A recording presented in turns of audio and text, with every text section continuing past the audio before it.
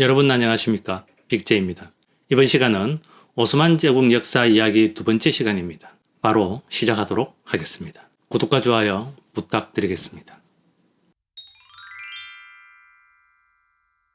오스만의 사망 이후 그의 아들 오르완이 제2대 군주로 즉위하였습니다. 오르완은 1326년에 비잔틴 제국의 핵심 지역인 부르사를 점령했는데 오스만이 대도시를 공략한 것은 이때가 처음이었습니다. 정복 이후 오스만의 유해가 부르사로 이장되었고 부르사는 오스만의 첫 번째 수도가 되었습니다. 오르완은 이후에도 1331년에는 니케아를, 1337년에는 니코메디아를 정복하여 아나톨리아 북서부를 거의 정복하였습니다. 그리고 찬드르르 일가의 울라마를 제상으로 불러들여 국사를 맡김으로써 국가 제도를 정비하기 시작했습니다. 찬다르르 일가는 룸셀주크 왕조의 중심지였던 카라만 출신의 이름난 집안이었습니다. 이 일가가 오르완의 긴 통치 기간 가운데 어느 때에 발탁되었는지는 확실하지 않습니다. 이 가문은 이후 한 세기 동안 재상, 대재상을 배출하여 오스만 왕조의 통치제도 발전에 크게 기여했습니다. 여기서 재상제도를 잠깐 설명하자면 처음에는 한 명의 재상뿐이었으나 이후 여러 명의 재상이 생겼고 그들의 우두머리를 대재상이라고 불렀습니다. 이들 재상들은 주로 이름 뒤에 파샤라는 호칭을 붙여 불렀는데 파샤란 재상이나 유력자의 이름 뒤에 붙이는 경칭이었습니다. 그리고 모스크를 건축하고 이슬람 학교를 설립하고 와크프를 활용하여 도시를 정비하였습니다. 와크프란 이슬람법이 규정한 이슬람 세계 특유의 기부 체제인데 기부자는 상업활동으로 얻은 수입의 일부를 이슬람이라는 이름하에 우물 파기 및 대중목욕탕 건설, 모스크 관리 등의 공적인 목적에 사용해야 했습니다. 이런 방법으로 기부자는 선행을 실천하는 동시에 유산 분할이나 권력자의 강탈 행위로부터 자신의 재산을 지킬 수 있었습니다.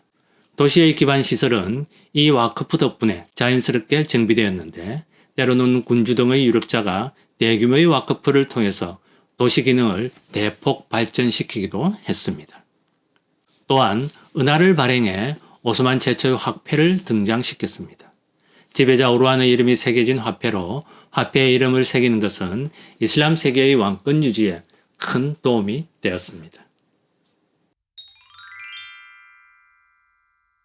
울라마란 이슬람 학교에서 공부하고 학문을 연구한 지식인을 말하는데 이슬람 학문이라고 하면 대부분 경전인 코란 연구를 떠올릴 것입니다. 물론 울라마는 그런 경전 연구도 했지만 법학에 더욱 정통했습니다. 이슬람 세계에선 코란, 예언자의 언행을 기록한 하디스에 엄격하게 기초한 샤리아라는 법체계가 발전했습니다. 울라마들에게 고도로 이론화 체계한 이슬람법은 국가 운영과 사회활동의 필수였습니다. 무슬림의 사회생활은 이 이슬람법의 규정에 따라서 영위되었습니다. 이런 이슬람법 지식을 가지고 지방민정을 담당하는 울라마를 이슬람 법관, 즉 카디라고 합니다. 그들은 이슬람법에 기초하여 운영되는 샤리아 법정의 재판관 역할을 하는 동시에 지방행정관 역할도 수행하였는데 사회의 질서를 부여하고 통치를 확립하기 위해서는 울라마의 도움이 반드시 필요했습니다. 오르완은 지속적인 발칸반도 원정으로 다다넬 세협 주변을 대부분 지배함으로써 오스만 역사상 최초로 유럽 땅에 트르킨을 정착시킨 인물이 되었습니다. 세월이 흘러 노세한 오르완을 대신하여 장남 술레이만이 많은 원정들을 지휘하며 지도자로서의 능력을 입증하여 실질적인 후계자로 여겨졌으나 불행히도 사냥을 나갔다가 낙마하여 불의의 죽음을 맞고 말았습니다. 오르완은 장래가 유망했던 아들을 잃은 충격으로 병이 들어 사망했다고 합니다. 이제 남은 왕자는 둘이었습니다. 둘 중 연장자였던 할릴은 비잔틴 황녀의 아들이고 할릴보다 어렸던 무라드는 기독교도 노예 출신의 아들이었습니다. 만약 오스만 왕가의 왕위 계승에서 생모의 신분이 중요했다면 결과는 뻔했을 것입니다. 그러나 오스만 왕조는 생모의 신분을 중요시하지 않았습니다. 그 근거는 어머니의 신분에 관계없이 모든 왕자들에게 동등한 권리를 부여한 이슬람법에 있습니다. 오스만 왕조의 군주 대부분은 노예인 어머니에게서 태어났는데 더 자세히 말하자면 그들은 노예이자 비티르크계였고 기독교도 출신이었습니다. 두 왕자의 다툼은 몇 년 동안 이어졌고 승자는 무라드였습니다.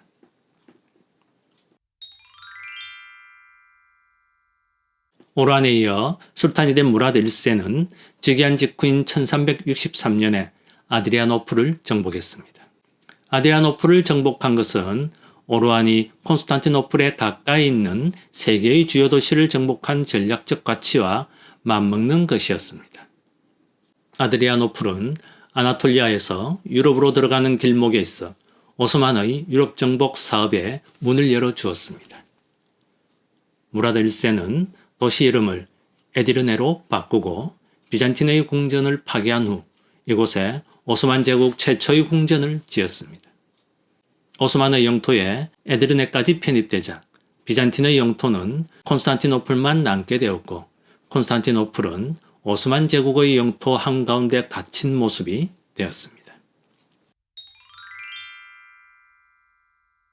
무라드 1세는 형제 할리를 제압하고 왕자를 차지한 후에 뜻밖의 장소에서 친족 간의 다툼에 맞닥뜨리게 되었습니다. 1373년에 왕자 사부즈가 비잔틴 제국의 왕자 안드로니코스와 공모하여 서로의 보왕을 시해하고 왕위를 빼앗기로 한 것입니다. 그러나 두 왕 모두 이에 신속히 대처하여 반란군을 진압했습니다. 결국 두 왕자는 눈이 뽑히는 형벌을 받고 왕위 계승 후보에서 탈락하게 되었습니다. 왕위쟁 탈진에서 패배한 경쟁자의 눈을 멀게 하는 행위는 비잔틴 제국의 관행으로 이는 왕권 수행 능력을 빼앗음으로써 장래의 화근을 없애기 위한 것이었습니다. 당시 다른 문화권과 마찬가지로 이슬람 세계에서도 신체적 결함이 없는 인물만이 칼리프가 될 수 있었습니다. 이때 무라드의 행위가 비잔틴의 관행을 본뜬 것인지 무슬림 왕조의 관행을 따른 것인지에 대해서는 의견이 통일되지 않았습니다. 어찌되었든 오스만 왕가의 강제 실명의 형벌은 이때부터 15세기 전반까지 여러 번 집행되었습니다. 이것은 나중에 행해질 형제살해 이전의 왕위 계승에 관한 중요한 관습이 되었습니다. 즉위 후 무라드 1세는 동서로 영토를 넓히는 데 집중했습니다. 1389년에는 세르비아, 보스니아 연합군과 코소보 평원에서 격돌했습니다. 바로 제1차 코소보 전투입니다. 양측 군대의 숫자에 대해서는 설이 많으나 변하지 않는 사실은 8시간의 혈투 끝에 양측 지휘관인 군주가 전사했다는 것과 양측의 손실이 막대하다는 것입니다. 승리가 거의 확실해졌을 즈음 무라드 1세는 위장투항한 세르비아 귀족의 칼에 찔려 죽었고 세르비아 진영의 라자르 왕도 생포되어 무라드의 야전 천막에서 참수되었습니다. 무라드 1세는 전장에서 목숨을 잃은 오스만 제국의 첫 번째 술탄이 되었습니다. 이때의 교훈으로 이 오스만의 궁전에 들어오는 모든 외국 사절들은 양팔을 붙잡힌 채 술탄을 아련하게 되었습니다. 술탄의 사망 소식을 들은 신하들은 왕자 야쿠브를 살해하였습니다. 오란 사후에 무라드와 할릴의 왕위 다툼이 심했던 것을 기억하는 신하들이 2명의 왕자 중에서 1명을 없애버리기로 결정한 것이었습니다.